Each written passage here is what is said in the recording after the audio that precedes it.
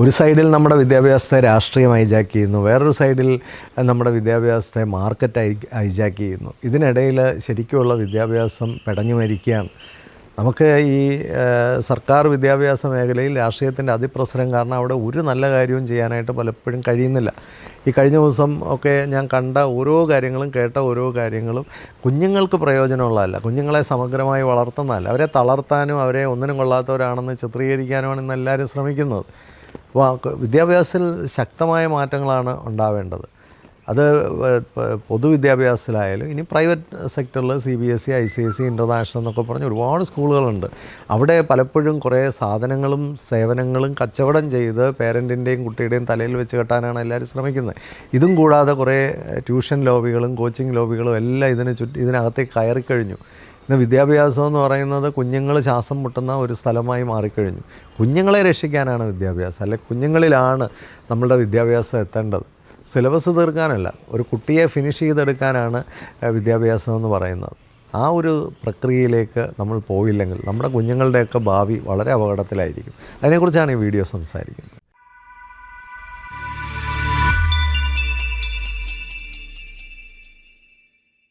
കാലഘട്ടത്തിനനുസരിച്ച് നമ്മുടെ സ്കൂളുകൾ മാറുന്നുണ്ടോ?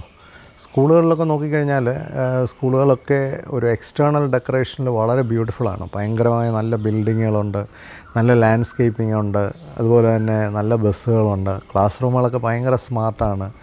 പക്ഷെ കാര്യം നമ്മുടെ കുട്ടികളുടെ അടുത്തേക്ക് ചെല്ലുമ്പോൾ കുട്ടികളിൽ എന്തെല്ലാം ആശ്വാസം ഉണ്ടാകുന്നുണ്ട്, എത്ര കണ്ട് ഡെവലപ്മെൻറ്റ് ഉണ്ടാകുന്നുണ്ട്, എത്ര കണ്ട് സന്തോഷമുണ്ട്. പലപ്പോഴും നമ്മുടെ സ്കൂളുകളെ നോക്കുമ്പോൾ സ്കൂളുകളൊന്നും കുട്ടികളെ അല്ല ശ്രദ്ധിക്കുന്നത്. പലപ്പോഴും ഒരു പോപ്പുലാരിറ്റി കോൺടെസ്റ്റോ അല്ലെങ്കിൽ എങ്ങനെ നമുക്ക് കൂടുതൽ റെപ്യൂട്ടേഷൻ ഉണ്ടാക്കാം, എങ്ങനെ ബ്രാൻഡ് ചെയ്യാം, ഇതിനെക്കുറിച്ചൊക്കെയാണ് പല സ്കൂളുകളും ചിന്തിക്കുന്നത്. പ്രിൻസിപ്പൽമാർ പോലും അപ്രോച്ചബിൾ അല്ല. ഒരു പ്രിൻസിപ്പലിനെയൊക്കെ കാണണമെങ്കിൽ ആദ്യം തന്നെ റിസപ്ഷനെ കാണണം, പിന്നെ PROയെ കാണണം, പിന്നെ പുള്ളിയുടെ സെക്രട്ടറിയെ കാണണം. വളരെ പ്രയാസമുള്ളൊരു കാര്യമാണ്. പണ്ടൊക്കെ ഒരു സ്കൂളിൻ്റെ ഹെഡ് എന്നൊക്കെ പറയുന്നത് ഒരു സമൂഹത്തിനോട് എത്ര കണ്ട് അടുത്ത് നിന്നിരുന്നു. ഇന്ന് സമൂഹത്തിൽ നിന്നൊക്കെ വളരെ ഓടിപ്പോകാനാണ് ശ്രമിക്കുന്നത്. അല്ലെങ്കിൽ ഏതാണ്ട് ഒരു CEOയുടെയൊക്കെ ഒരു മട്ടിലേക്കാണ് ഒരു സ്കൂളിൻ്റെയൊക്കെ തലവൻ വന്നിരിക്കുന്നത്, പ്രത്യേകിച്ച് പ്രൈവറ്റ് സെക്ടറിലൊക്കെ. ഇനി ഗവൺമെൻറ് സെക്ടറിലൊക്കെ നോക്കിക്കഴിഞ്ഞാൽ പലയിടത്തും തലയുള്ള ഒരാളതിൻ്റെ മേളിലില്ല എന്നുള്ളതാണ് അതിനേക്കാൾ സങ്കടകരമായൊരു കാര്യം.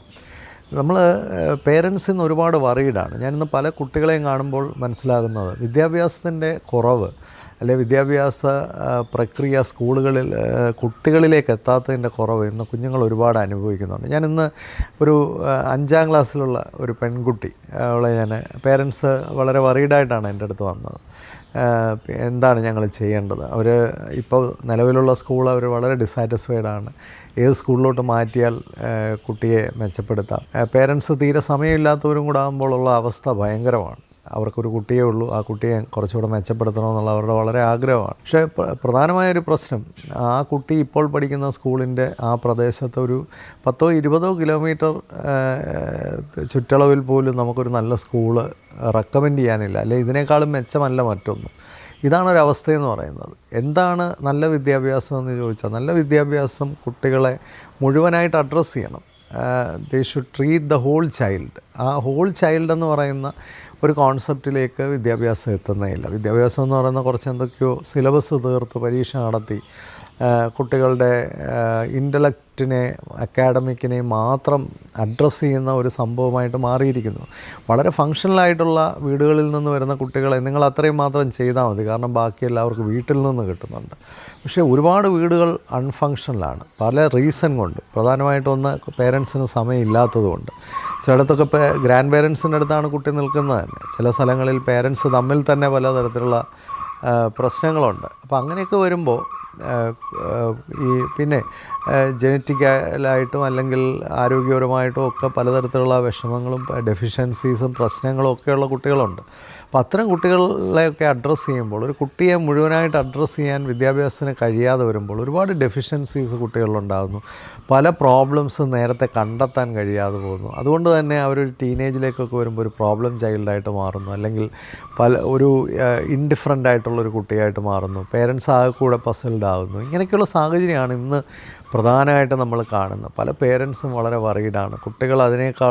കുട്ടികൾ മനസ്സിലാക്കപ്പെടുന്നില്ല എന്നുള്ളത് അതിനേക്കാളും ഭയങ്കരമായൊരു കാര്യമാണ്. കുട്ടികളെ ഒന്ന് ശ്രദ്ധിക്കാനോ കേൾക്കാനോ മനസ്സിലാക്കാനോ ഉള്ള ഇടം പോലും വിദ്യാഭ്യാസത്തിൽ നഷ്ടപ്പെട്ടിരിക്കുന്നു. ഒരു 10ാം ക്ലാസ്സിൽ പഠിക്കുന്ന ഒരു കുട്ടിയുമായിട്ട് വന്ന ഒരു ടീച്ചർ തന്നെയാണ്.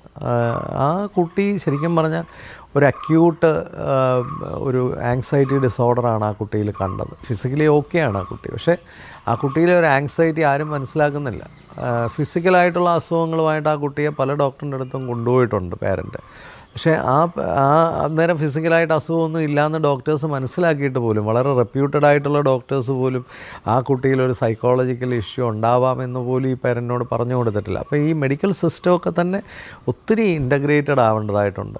അവരവരുടെ കാര്യങ്ങൾ നോക്കുക. ഒരു കുട്ടി വയറിനൊരു അസുഖമായിട്ട് വരുന്നു, കുട്ടിക്ക് വയറിനകത്തൊരു അസുഖമില്ല, അപ്പോൾ സ്വാഭാവികമായിട്ട് ആ കുട്ടിയിലൊരു സൈക്കോളജിക്കൽ ആയിട്ടുള്ള എന്തെങ്കിലും പ്രശ്നമുണ്ടോ, ഉണ്ടെങ്കിൽ അതിന് പറ്റുന്ന ഒരാളെയും കൂടെ കാണിക്കണം. ഹോസ്പിറ്റലിനകത്തൊക്കെ അതിനോട് സംവിധാനങ്ങളുണ്ടായിട്ട് പോലും അങ്ങോട്ടും ഇങ്ങോട്ടും ഇൻ്റഗ്രേറ്റ് ചെയ്യാൻ സംവിധാനങ്ങളില്ല, അല്ലെങ്കിൽ അത്തരം ഒരു കാഴ്ചപ്പാട് ഡോക്ടറിനില്ല എന്നൊക്കെ പറയുമ്പോൾ നമ്മൾ ഒത്തിരി സീരിയസ് ആയിട്ട് ഇന്നത്തെ കുഞ്ഞുങ്ങളെക്കുറിച്ച് ചിന്തിക്കേണ്ടതായിട്ടുണ്ട്. എനിക്ക് തോന്നുന്നത് ഇന്ന് സ്കൂളുകളെല്ലാം പുറകോട്ടാണ് നടക്കുന്നത്. ഇന്നത്തെ കുട്ടികൾക്കനുസരിച്ച് അല്ലെ അവരുടെ ഡെവലപ്മെൻറ്റൽ നീഡ്സ് മനസ്സിലാക്കിക്കൊണ്ട് കുട്ടികളെ ഡെവലപ്പ് ചെയ്യേണ്ടതിന് പകരം വളരെ അക്കാഡമിക്കായിട്ടുള്ള ഏരിയയിലേക്ക് മാത്രം ചുരുങ്ങുന്നു. ഞാൻ കഴിഞ്ഞ 1-2 വീഡിയോയിൽ പറഞ്ഞതുപോലെ കുട്ടികളുടെ ഫിസിക്കൽ ഹെൽത്ത് ആരും തന്നെ ചിന്തിക്കുന്നില്ല. കുട്ടികൾ കഴിക്കുന്ന ഭക്ഷണമാണെങ്കിൽ അതിനെപ്പറ്റിയൊന്നും അതിൻ്റെ ക്വാളിറ്റിയെ പറ്റിയൊന്നും ആരും ഒട്ടും കൺസേൺഡ് അല്ല. ക്ലാസ് മുറികളിൽ തന്നെ കുട്ടികൾ കഴിക്കുന്ന ഭക്ഷണത്തെക്കുറിച്ചൊക്കെയുള്ള ഒരുപാട് ചർച്ചകളും ഒരുപാട് ചിന്തകളൊക്കെ ഉണ്ടാവേണ്ടതുണ്ട്. കുട്ടികളെ അവിടെ തന്നെ നല്ല രീതിയിൽ ഭക്ഷണം കഴിപ്പിക്കുന്നതിലൊക്കെ ഉള്ള ഒരു സെൻസിറ്റൈസേഷൻ, അവെയർനെസ്സൊക്കെ കുട്ടികൾക്കും പേരൻസിനും നൽകേണ്ടതായിട്ടുണ്ട്. കുട്ടികളുടെ ആരോഗ്യത്തെക്കുറിച്ച് വളരെ വലിയ ഒരു ട്രെയിനിങ് തന്നെ പേരൻസിനൊക്കെ നൽകേണ്ടതായിട്ടുണ്ട്. ഒരുപാട് കുട്ടികൾ ഇന്ന് കഴിക്കുന്നതൊക്കെ ജങ്ക് ഫുഡാണ്. പലപ്പോഴും നല്ല ആഹാരം അവർ കഴിക്കുന്നില്ല. അതുകൊണ്ട് തന്നെ അവരുടെ ബ്രെയിൻ ഡെവലപ്പ് ചെയ്യേണ്ട സമയത്തൊക്കെ അതിനുള്ള ന്യൂട്രീഷൻസ് ഒന്നും കുട്ടികൾക്ക് കിട്ടുന്നില്ല. പേരൻസൊക്കെ ഇത് അവെയറായി വരുമ്പോഴത്തേക്ക് കുട്ടികളുടെ ആ കാര്യത്തിലുള്ള സമയമെല്ലാം നഷ്ടപ്പെട്ട് കഴിയും. അപ്പോൾ ഫിസിക്കൽ ഹെൽത്തിനെക്കുറിച്ച് വളരെ ചിന്തിക്കേണ്ട ഒരു കാര്യമാണ്. നല്ല ആഹാരം, നല്ല ഉറക്കം, ഹൈജീൻ. ഇതിനു മുമ്പൊക്കെ ഞാൻ പല വീഡിയോയിലും പറഞ്ഞിട്ടുണ്ട്, കുട്ടികളെ സംബന്ധിച്ച് ഓടിച്ചാടി കളിക്കാനുള്ള ധാരാളം അവസരങ്ങളുണ്ടാണ്. സ്കൂളിൽ അതിന് അവസരമില്ല, വീട്ടിൽ അവസരങ്ങളില്ല. സ്പോർട്സ് ഡേ എന്ന് പറഞ്ഞ് ഒരു ദിവസം നടത്തി, ഞങ്ങൾ ഭയങ്കര സ്പോർട്സാണ് എന്ന് പറഞ്ഞിട്ട് വല്ല കാര്യമുണ്ടോ? കുട്ടികൾക്ക് ആഴ്ചയിൽ ഒരു 3-4 ദിവസമെങ്കിലും ഓടിച്ചാടി കളിക്കാനുള്ള സംവിധാനങ്ങളൊക്കെ ഇനി സ്കൂളുകളിലുണ്ടാവണം. എനിക്കൊന്ന് സ്കൂളുകളൊക്കെ ഒരു 6 മണി വരെയെങ്കിലും വൈകുന്നേരം പിന്നെ അതിൻ്റെ ഗ്രൗണ്ടും അതിൻ്റെ കളിക്കാനുള്ള സ്ഥലങ്ങളും ഒക്കെ ഓപ്പണായിരിക്കണം. അതിനെയൊക്കെ സപ്പോർട്ട് ചെയ്യാൻ പറ്റുന്നൊരു സിസ്റ്റവും കൂടെയൊക്കെ സ്കൂളുകളിൽ വന്നേ പറ്റുള്ളൂ. ചില സ്ഥലങ്ങളിലൊക്കെ പോസ്റ്റ് സ്കൂൾ കെയറൊക്കെ ഉണ്ട്. അങ്ങനെയുള്ളിടത്ത് കുഞ്ഞുങ്ങൾക്ക് പോയി കളിക്കാനൊക്കെ അവസരങ്ങളുണ്ട്. പേരൻസ് ഒന്നും വീട്ടിലില്ലാത്ത, അല്ലെ പേരൻസിന് നേരത്തെ വരാൻ കഴിയാത്ത വീട്ടിലെ കുഞ്ഞുങ്ങളുടെയൊക്കെ അവസ്ഥ വളരെ ദാരിദ്ര്യം പിടിച്ചതാണ്. കാരണം അവർക്ക് ഓടാനും ചാടാനും കളിക്കാനും ഒന്നും അവസരങ്ങളില്ല. ഒരല്പം മുതിർന്നു കഴിഞ്ഞാൽ പിന്നെ വൈകുന്നേരം ആകുമ്പോഴത്തേക്ക് കുട്ടികളെല്ലാം ട്യൂഷനൊന്നും പറഞ്ഞിട്ട് ഇറക്കുകയാണ്. ഇത് അതിനേക്കാളും വലിയ ദുരന്തമാണ് സമ്മാനിക്കുന്നത്. കുട്ടികൾക്ക് ഫിസിക്കലായിട്ട് ഓടിച്ചാടി കളിക്കാൻ അവസരങ്ങൾ വേണം. ഒരുപാട് വീഡിയോസിലൂടെ ഇതിൻ്റെ ഇമ്പോർട്ടൻസിനെ കുറിച്ച് ഞാൻ പറഞ്ഞിട്ടുണ്ട്. കളികളിലൂടെയാണ് കുട്ടികൾ കൂട്ടുകാരെ കണ്ടെത്തുന്നത്, അവർ തോക്കാൻ പഠിക്കുന്നത്, ജയിക്കാൻ പഠിക്കുന്നത്, അവരുടെ പേഴ്സണാലിറ്റി ഡെവലപ്പ് ചെയ്യുന്നത്, അവരുടെ മെൻ്റൽ ഇമോഷണൽ ഡെവലപ്മെൻ്റ് ഒക്കെ നടക്കേണ്ടത് കളികളിലൂടെയാണ്. പിന്നെ തോൽവി പഠിക്കണം, റിജക്ഷൻ പഠിക്കണം, താഴെ വീണാൽ എഴുന്നേറ്റ് വരാൻ പഠിക്കണം, ആവശ്യമെങ്കിലും ഒന്ന് ഫൈറ്റ് ചെയ്യാൻ പഠിക്കണം, പ്രോബ്ലം സോൾവ് ചെയ്യാൻ പഠിക്കണം, ഡിസിഷൻസ് എടുക്കാൻ പഠിക്കണം. ഇതൊക്കെ മറ്റെവിടെയാണ് ഒരു കളികൾ പോലെ കൂട്ടുകാരുടെ ഇടയിലോ സമപ്രായക്കാരുടെ ഇടയിലൊക്കെ ഇടപെടുമ്പോഴൊക്കെ അല്ലാതെ വേറെ എവിടെയാണ് ഇതിനുള്ള അവസരങ്ങളൊക്കെ ഉണ്ടാകുന്നത്? അവധി സമയമൊക്കെ വരാൻ പോവുകയാണ്. കുട്ടികൾക്ക് വേണ്ടി ധാരാളം ക്യാമ്പുകളും ധാരാളം അത്തരത്തിലുള്ള ഓപ്പർച്യൂണിറ്റീസൊക്കെ നമ്മൾ ക്രിയേറ്റ് ചെയ്യേണ്ടതായിട്ട് വരും. പണ്ട് അമ്മ വീടൊക്കെ ഉണ്ടായിരുന്നു, ഇപ്പോൾ അമ്മ വീടില്ല. അമ്മാവനുമായിട്ടൊക്കെ ശത്രുതയിലാണ്. പിന്നെ എവിടെയാണ് കുട്ടികൾ പോയി ഒരു എക്സ്പീരിയൻസും എക്സ്പോഷറും ഒക്കെ ക്രിയേറ്റ് ചെയ്യാൻ പറ്റുന്നത്? അയൽ വീടുകളിലേക്ക് പോകാൻ പറ്റുന്നില്ല. എല്ലാം മതിലുകളാണ്, വേലികളല്ല. അപ്പോൾ ഇതെല്ലാം നമ്മൾ തിരിച്ചറിയണം. കുട്ടികൾക്ക് എന്ത് കുറവാണെന്ന് ചോദിക്കുമ്പോൾ കുട്ടികൾക്ക് ഇന്ന് കുറവ് മാത്രമേ ഉള്ളൂ. ഒന്ന് മരത്തെ കയറാനോ ഒന്നുമുള്ള സാഹചര്യങ്ങളിന്ന് കുട്ടികൾക്കില്ല. പ്രകൃതി എക്സ്പോസ് ചെയ്യുന്നില്ല, അല്ലെങ്കിൽ അങ്ങനെയുള്ള സാഹചര്യങ്ങളൊന്നും കുട്ടികൾക്കില്ല. ഒരു വെയിൽ കൊള്ളുന്നില്ല, മഴ കൊള്ളുന്നില്ല, ഒന്നും ചെയ്യുന്നില്ല. ഇപ്പോൾ ഒന്നുമില്ലെങ്കിൽ ഞാൻ ജടായുപ്പാറയിൽ പോയി, ആ ജടായുപ്പാറയൊന്ന് നടന്ന് കയറി ഒന്ന് നടന്നിറങ്ങി വന്നാൽ തന്നെ കുട്ടികൾക്ക് എന്തോ ഒരു വലിയൊരു എക്സ്പോഷറാണ്, എന്തോ ഒരു വലിയൊരു ചലഞ്ചാണ് നമ്മൾ അവർക്ക് കൊടുക്കുന്നത്. അതുപോലും ചെന്ന് കഴിഞ്ഞാൽ കൺവെയർ ബെൽറ്റിൽ എങ്ങനെയാണ് അതിൻ്റെ മുകളിലെത്തുന്നത് എന്നാണ് നമ്മൾ ആലോചിക്കുന്നത്. കുട്ടികളുടെ ഫിസിക്കൽ എൻഡ്യൂറൻസ്, അവരുടെ കപ്പാസിറ്റി ഒക്കെ ബിൽഡ് ചെയ്യേണ്ടതായിട്ടുണ്ട്. കുട്ടികൾ അതിനായിട്ട് കളിക്കേണ്ടതായിട്ടുണ്ട്. അവരുടെ മെൻ്റൽ ഇമോഷണൽ ഹെൽത്തിനെ കുറിച്ച് ആരും ചിന്തിക്കുന്നില്ല. പ്രധാനമായിട്ടും അവരെ മനസ്സിലാക്കുന്നില്ല, അവരെ കേൾക്കുന്നില്ല. അവർക്ക് അവരുടെ ഭയം, അവരുടെ ഉള്ളിലെ ആങ്സൈറ്റികൾ, അവരുടെ പേടി ഒന്നും തന്നെ, അതുപോലെ അവരെ സംബന്ധിച്ച് പല ആകുലതകളും, പിന്നെ അവരുടെ ചിന്തകളിലൊക്കെ തന്നെ ഒരുപാട് വൾണറബിളായിട്ടുള്ള ചിന്തകളും ഒക്കെയുണ്ട്. ഇതൊന്നും ആരും കറക്റ്റ് ചെയ്യുന്നില്ല. കുട്ടികളിൽ ഒരുപാട് ഇറാഷണലായിട്ടുള്ള സയൻറ്റിഫിക് അല്ലാത്ത ഒക്കെ ചിന്തകളുണ്ട്. അതൊക്കെ കറക്റ്റ് ചെയ്യണമെങ്കിൽ അവരുമായിട്ടിരുന്ന് സംസാരിക്കുക, അവരോട് കൂടുതൽ സമയം ചിലവഴിക്കാനൊക്കെ സംവിധാനങ്ങൾ വേണം. ഇനി അത് പേരൻറ്റിനെ മാത്രം ആശ്രയിച്ചുകൊണ്ട് പറ്റില്ല. സ്കൂളിലൊക്കെ അതിനുള്ള ഇടങ്ങൾ വേണം. കുട്ടികളെ നന്നായി മനസ്സിലാക്കാൻ, കുട്ടികളുടെ ഇമോഷണൽ ഇൻ്റലിജൻസൊക്കെ ഏറ്റവും നന്നായിട്ട് ഡെവലപ്പ് ചെയ്യാൻ പറ്റുന്നൊരു സ്ഥലമാണ് സ്കൂളെന്ന് പറയുന്നത്. അവിടെ നല്ല ഒരു അന്തരീക്ഷമൊക്കെ, കുറച്ചുകൂടെ അധ്യാപനമൊക്കെ പാർട്ടിസിപ്പേറ്ററി ആകണം. അവരുടെ പങ്കാളിത്തം അതിനകത്ത് ഉറപ്പുവരുത്തണം. അവർക്ക് കുറച്ച് ഇടപെടാനും കമ്മ്യൂണിക്കേറ്റ് ചെയ്യാനും ഒക്കെയുള്ള ഇടവും അവസരങ്ങളും ഒക്കെ ക്ലാസ് മുറികളുണ്ടാവണം. അവർക്ക് കുറച്ചുകൂടെ പിന്നെ കാര്യങ്ങളൊക്കെ ചെയ്തു പഠിക്കാനുള്ള അവസരങ്ങളുണ്ടാവണം. അവരുടെ ആത്മവിശ്വാസം ഉയരണം. അവർക്ക് ഫ്രണ്ട്ഷിപ്പിനുള്ള അവസരങ്ങൾ, സ്കൂളിലല്ലാതെ ഇനിയും വേറൊരിടത്തും അതിന് അവസരങ്ങളില്ല. നല്ല ഫ്രണ്ട്ഷിപ്പിനെയൊക്കെ സ്കൂളിൽ തന്നെ നമ്മൾ പ്രൊമോട്ട് ചെയ്യണം. അത് ആൺ പെൺ വ്യത്യാസമില്ലാതെ എല്ലാവരും അങ്ങോട്ടും ഇങ്ങോട്ടും ഒക്കെ മിങ്കിൾ ചെയ്യാനൊക്കെ അവർക്ക് അവസരങ്ങൾ കിട്ടണം. ചെറിയ പ്രായത്തിൽ തന്നെ അവർ ഓപ്പോസിറ്റ് സെക്സിലുള്ള കുട്ടികളുമായിട്ടൊക്കെ ആരോഗ്യപരമായി ഇടപെട്ട് പഠിക്കണം. അതിന് പറ്റുന്ന രീതിയിലുള്ള ഗൈഡൻസും ട്രെയിനിങ്ങും ഒക്കെ കുട്ടികൾക്ക് കൊടുക്കണം. ഞാൻ കഴിഞ്ഞ വീഡിയോയിലൊക്കെ പറഞ്ഞിട്ടുള്ളൊരു കാര്യമാണ്. കുട്ടികളൊക്കെ വഴിതെറ്റുന്നതിൻ്റെ ഒരു പ്രധാന കാരണം ചെറിയ പ്രായത്തിൽ തന്നെ അവർക്ക് ശരിയേതാണ് തെറ്റേതാണ്, കൊള്ളേണ്ടത് എന്താണ്, തള്ളേണ്ടത് എന്താണെന്നൊക്കെ പറഞ്ഞ് മനസ്സിലാക്കി കൊടുക്കുന്നില്ല. അവരെ സോഷ്യൽ ഇൻ്റലിജൻസിലേക്ക് നയിക്കാൻ ഇനി സ്കൂളുകൾക്ക് വലിയ ഉത്തരവാദിത്വമുണ്ട്. രാജ്യം, അവരുടെ സമൂഹം, ചുറ്റുപാട്, അയൽപക്കം, ഇതിനെപ്പറ്റിയൊക്കെയുള്ള കാഴ്ചപ്പാടുകൾ അവരിൽ ഉയരേണ്ടതായിട്ടുണ്ട്. രാഷ്ട്രീയം, സാമൂഹികം, സാമ്പത്തികം, സംസ്കാരം, മൂല്യങ്ങൾ, ഇത്തരം കാര്യങ്ങളിലൊക്കെ അവർ കൂടുതൽ മനസ്സിലാക്കേണ്ടതായിട്ടുണ്ട്. ഇന്നൊരു പേരൻ്റ് എന്നോട് ചോദിച്ചാണ്, സാറേ ഒരു നാട്ടിലെ MLA ആരാണ്, അല്ലെ വാർഡിലെ മെമ്പർ ആരാണെന്നൊക്കെ അറിയേണ്ട പ്രായം ഏതാണ്? അങ്ങനെയില്ല. നമ്മൾ വീടുകളിലാണെങ്കിലും സ്കൂളുകളിലാണെങ്കിലും ഒക്കെ കുട്ടികൾക്ക് ഇത്തരത്തിലുള്ള കാര്യങ്ങളിലൊക്കെ ചർച്ചകളും ചിന്തകളും ആശയങ്ങളും ഒക്കെ കൊടുക്കേണ്ടതായിട്ടുണ്ട്. എല്ലാം ഒരു അക്കാഡമിക് പോയിൻ്റ് ഓഫ് വ്യൂവിൽ മാത്രം പഠിക്കുമ്പോൾ കുട്ടികൾ ഡെവലപ്പ് ആവില്ല. നേരെ മറിച്ച് ഇതിൻ്റെയൊക്കെ ഒരു പ്രാക്ടിക്കൽ സൈഡിലേക്ക് കുട്ടികളെ നയിക്കണം. പണത്തെപ്പറ്റി കുഞ്ഞുങ്ങളെ അറിയണം, പിന്നെ സമൂഹത്തെക്കുറിച്ച് കുഞ്ഞുങ്ങളറിയണം, ജീവിതത്തെക്കുറിച്ച്, ബന്ധങ്ങളെക്കുറിച്ച്, അതിൻ്റെ ഇമ്പോർട്ടൻസിനെക്കുറിച്ചൊക്കെ കുട്ടികളറിയണം. പ്രശ്നങ്ങളെ പരിഹരിക്കാൻ അവരെ അറിയണം, തീരുമാനങ്ങൾ എടുക്കാൻ അവരെ അറിയണം. അപ്പോൾ ഇതൊക്കെ കുട്ടികളിൽ എവിടെയാണ് വിദ്യാഭ്യാസത്തിലൂടെ അല്ലാതെ ലഭിക്കുന്നത്? അപ്പോൾ വിദ്യാഭ്യാസത്തിന് ഒരു ലാർജർ ഇൻട്രസ്റ്റ് ഉണ്ട്. ഇവിടെ തടസ്സം എന്താണെന്ന് ചോദിച്ചാൽ, ഇന്ന് സ്കൂളുകളെല്ലാം ഒരു കച്ചവട കേന്ദ്രങ്ങളായിട്ട് മാറിയിരിക്കുകയാണ്. കുറേ പ്രോഡക്റ്റുകളും സർവീസുകളൊക്കെ അടിച്ചേൽപ്പിക്കുക കുട്ടികളുടെ മേൽ, പേരൻസിൻ്റെ മേൽ. ഇവിടുത്തെ ഏറ്റവും വലിയ വിദ്യാഭ്യാസത്തെ പറ്റിയുള്ള ചിന്തകരൊക്കെ പറയുന്ന കോഡിങ് പഠിക്കാത്തതാണ് ലോകത്തിലെ ഏറ്റവും വലിയ പ്രശ്നമെന്നാണ്. കോഡിങ്ങൊക്കെ പഠിച്ചാലും മാനസികാരോഗ്യമില്ലെങ്കിൽ, വൈകാരിക ആരോഗ്യമില്ലെങ്കിൽ, കുട്ടികളിൽ നല്ല ആറ്റിറ്റ്യൂഡ് ഇല്ലെങ്കിൽ, കുട്ടികൾക്ക് ആരോഗ്യമില്ലെങ്കിൽ എന്ത് കോഡിങ് കൊണ്ട് എന്ത് പ്രയോജനം? അതാണ് നമ്മൾ ചിന്തിക്കേണ്ടത്. ഇവിടെ കോഡിങ് പഠിക്കാത്തതോ, സ്മാർട്ട് ക്ലാസ് റൂം ഇല്ലാത്തതോ, അല്ലെങ്കിൽ ഇപ്പോൾ മോഡേൺ AI പഠിക്കാത്തതോ ഒന്നും അല്ല ഇവിടുത്തെ പ്രശ്നം. ആദ്യം മനുഷ്യനൊരു മനുഷ്യനായി തീരണം. ഒരു കുട്ടിയെ നല്ലൊരു പ്രാപ്തിയുള്ള മനുഷ്യനാക്കി തീർക്കണം. നല്ല ആറ്റിറ്റ്യൂഡുള്ള, നല്ല സ്കില്ലുള്ള ഒരു മനുഷ്യനാക്കി അവനെ തീർത്താൽ ഒരു കോഡിങ്ങും പഠിപ്പിക്കേണ്ട, ബാക്കിയെല്ലാം അവർ തന്നെ പഠിച്ചോളും. ആദ്യം ഒരു കുട്ടിയെ ഒരു ഓട്ടോണമിയിലേക്ക് നയിക്കുക എന്നുള്ളതാണ് ഫസ്റ്റ് കോൺസെപ്റ്റ് എന്ന് പറയുന്നത്. സ്വന്തമായി നിൽക്കാൻ പറ്റുന്ന രീതിയിൽ, ശാരീരികമായും മാനസികപരമായും ഒക്കെ, അല്ലെങ്കിൽ വൈകാരികപരമായും ആശയപരമായും ഒക്കെ സ്വന്തമായി നിൽക്കാൻ കഴിയുന്ന കേപ്പബിലിറ്റി ഉള്ള ഒരു കുട്ടിയെ സൃഷ്ടിക്കാൻ കഴിയണം. നല്ല ചിന്താശക്തിയുള്ളൊരു കുട്ടിയെ സൃഷ്ടിക്കാൻ കഴിയണം. ഇതിന് വിദ്യാഭ്യാസം ശ്രമിക്കുന്നില്ലെങ്കിൽ, പല വിദ്യാഭ്യാസ സ്ഥാപനങ്ങളുടെയും തലപ്പത്ത് തന്നെ ഇരിക്കുന്ന ആൾക്കാർക്ക് ഇത്തരത്തിലുള്ള യാതൊരു ആശയങ്ങളും ഇല്ല.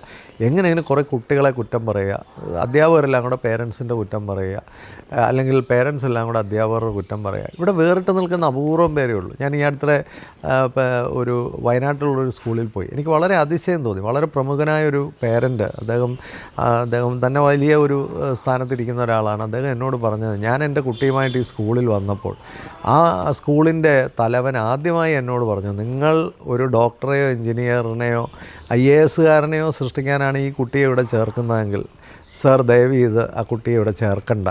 ഈ സ്കൂളിൽ അത് തരില്ല. ഈ സ്കൂളിൽ ആദ്യം അവനെ ഒരു മനുഷ്യനാക്കാൻ ഉള്ള പരിശ്രമമാണ്.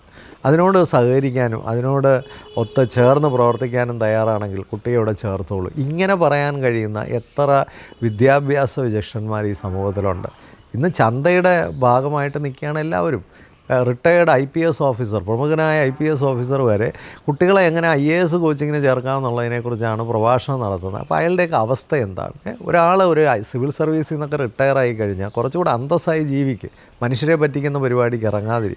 കുട്ടികൾക്കിപ്പോൾ വേണ്ടത് IAS കോച്ചിങ്ങോ IIT കോച്ചിങ്ങോ എന്നല്ല. ആദ്യം വേണ്ടത് സ്കൂൾ തലത്തിൽ കുട്ടികൾക്ക് ഒരു ആരോഗ്യമുള്ള വളർച്ച, മുഴുവൻ കുട്ടിയെയും ഹോൾ ചൈൽഡിനെയും അഡ്രസ്സ് ചെയ്യുന്ന ഒരു സംവിധാനമാണ് ഉണ്ടാവേണ്ടത്. കുട്ടിയെ ഇൻ്റഗ്രേറ്റഡ് ആയിട്ട് ഡെവലപ്പ് ചെയ്തെങ്കിൽ മാത്രമേ, കുട്ടിയെ ഒരു നല്ല സ്ട്രോങ് ഫൗണ്ടേഷനിലേക്ക് നയിച്ചെങ്കിൽ മാത്രമേ അതിൻ്റെ മുകളിലേക്ക് എന്തെങ്കിലും എലിവേഷൻ പോസിബിൾ ആകത്തുള്ളൂ. ഇതിനു മുമ്പുള്ള ധാരാളം വീഡിയോയിലൂടെ പറഞ്ഞതാണ്. ഞാനിതൊക്കെ തുറന്ന് പറയുന്നതുകൊണ്ട് ഒരുപാട് പേർക്ക് ബുദ്ധിമുട്ടുകളുണ്ട്. ഇവിടെ കുറേ കച്ചവടങ്ങൾ ഇത് കാരണം തടസ്സപ്പെടും. അതാണ് പ്രശ്നം. കച്ചവടങ്ങളല്ല, അതിൻ്റെ ബലിയാടുകളായി നമ്മുടെ കുഞ്ഞുങ്ങളെ മാറ്റുകയല്ല നമ്മുടെ ഉദ്ദേശം. സ്കൂളുകളൊക്കെ സ്കൂളുകളായി മാറണം. ഒരു കുഞ്ഞിനെ പൂർണ്ണമായും ഡെവലപ്പ് ചെയ്തെടുക്കാനുള്ള എല്ലാ സംവിധാനങ്ങളും ഒരു സ്കൂളിൽ ഉണ്ടാവണം. അവിടെ എക്സ്ട്രാ കരിക്കുലർ ആക്ടിവിറ്റീസിനും കോ കരിക്കുലർ ആക്ടിവിറ്റീസിനും ഇൻ്റലക്ച്വൽ ആക്ടിവിറ്റീസിനും ഒക്കെയുള്ള അവസരങ്ങളും ഇടങ്ങളും ഉണ്ടാകണം. അവരെ പ്രകൃതിയുമായി ഇണക്കണം, ചുറ്റുപാടുമായി ഇണക്കണം, സമൂഹവുമായി ഇണക്കണം. അവരിലൊരു സിറ്റിസൺറി കാഴ്ചപ്പാട് പോലും ഉയർത്തിക്കൊണ്ടുവരണം. ഇവിടെ പഠിപ്പിച്ചിറക്കുന്ന കുട്ടികളെല്ലാം അവസാനം കാനഡയ്ക്ക് ഓടുകയാണ്. അത് തന്നെ വിദ്യാഭ്യാസത്തിൻ്റെ ഒരു ദാരിദ്ര്യമല്ലേ? ഈ സമൂഹത്തെ കെട്ടിപ്പടുക്കാൻ കരുത്തും കഴിവുള്ളവരായി നമ്മുടെ കുഞ്ഞുങ്ങളെ പ്രാപ്തമാക്കുക എന്നുള്ളതാണ് വിദ്യാഭ്യാസത്തിൻ്റെ ലക്ഷ്യം. APJ അബ്ദുൽ കലാം അനവധി തവണ പറഞ്ഞിട്ടുള്ളതുപോലെ നമ്മുടെ കുട്ടികൾ പഠിച്ചിറങ്ങി വന്ന് അവർ ഫ്ലൈ ചെയ്യുന്നവരാകണോ, സമൂഹത്തിന് വേണ്ടി തിരിഞ്ഞു നിന്ന് ഫൈറ്റ് ചെയ്യേണ്ടവരാകണോ? ഇതാണ് പ്രശ്നം. നമ്മൾ പറന്നു പോകാൻ പറ്റുന്ന ബലഹീനരായ സ്ലേവായിട്ടുള്ള കുഞ്ഞുങ്ങളെയാണ് നമ്മുടെ വിദ്യാഭ്യാസം സൃഷ്ടിക്കുന്നതെങ്കിൽ, തിരിഞ്ഞു നിന്ന ഈ സമൂഹത്തിന് വേണ്ടി പോരാടാൻ കരുത്തുള്ള കുട്ടികളെ അല്ല നമ്മൾ സൃഷ്ടിക്കുന്നതെങ്കിൽ, something is critically wrong with this education system. ഇത് കറക്റ്റ് ചെയ്തേ പറ്റുള്ളൂ. കുറേ പേര് കോട്ടിൻ്റെ അയ്യൊക്കെ ഇട്ടിട്ട് ചന്തയുടെ ഏജൻറ്റുമാരായി കുറേ സാധനങ്ങൾ വിൽക്കാൻ ഇറങ്ങിയിട്ടുണ്ടെങ്കിൽ അതിനെ വിദ്യാഭ്യാസം എന്ന് വിളിക്കാനാണ് താല്പര്യമെങ്കിൽ നമ്മളെവിടെയോ ക്രിറ്റിക്കലി വലിയ അപകടത്തിലേക്കാണ് പോകുന്നതെന്ന് മാത്രം ഓർപ്പിക്കുന്നു. ഇത് ചിന്തിക്കുക, തെറ്റെങ്കിൽ തിരുത്തിക്കൊള്ളുക, നല്ലതെങ്കിൽ മറ്റുള്ളവർക്കൂടെ ഒന്ന് ഷെയർ ചെയ്ത് കൊടുക്കുക. നമ്മുടെ ഈ ഒരു എഡ്യൂക്കേഷൻ ചാനലിൽ ഇതിൻ്റെ ചർച്ചകളിലൊക്കെ പങ്കെടുക്കുന്ന എല്ലാവർക്കും എൻ്റെ അഭിനന്ദനങ്ങൾ. നിങ്ങൾ തരുന്ന സപ്പോർട്ട് വളരെ വലുതാണ്. ഇത് വളരെ കൂടുതൽ ആൾക്കാരിലേക്ക് എത്തിക്കാനായിട്ട് എല്ലാവരും പരിശ്രമിക്കുക. നമ്മുടെ കുഞ്ഞുങ്ങളെ ഒരാളെ പോലും നഷ്ടപ്പെടുത്തി കളയാൻ കഴിയില്ല. എല്ലാ കുഞ്ഞുങ്ങളെയും ശാരീരികവും മാനസികവും ആത്മീയവും വൈകാരികവും ഒക്കെയായി, സാമൂഹികപരവും ഒക്കെയായി നമുക്ക് ബിൽഡ് ചെയ്തെടുക്കേണ്ടതുണ്ട്. എല്ലാവർക്കും ആശംസകൾ നേരുന്നു. Happy living.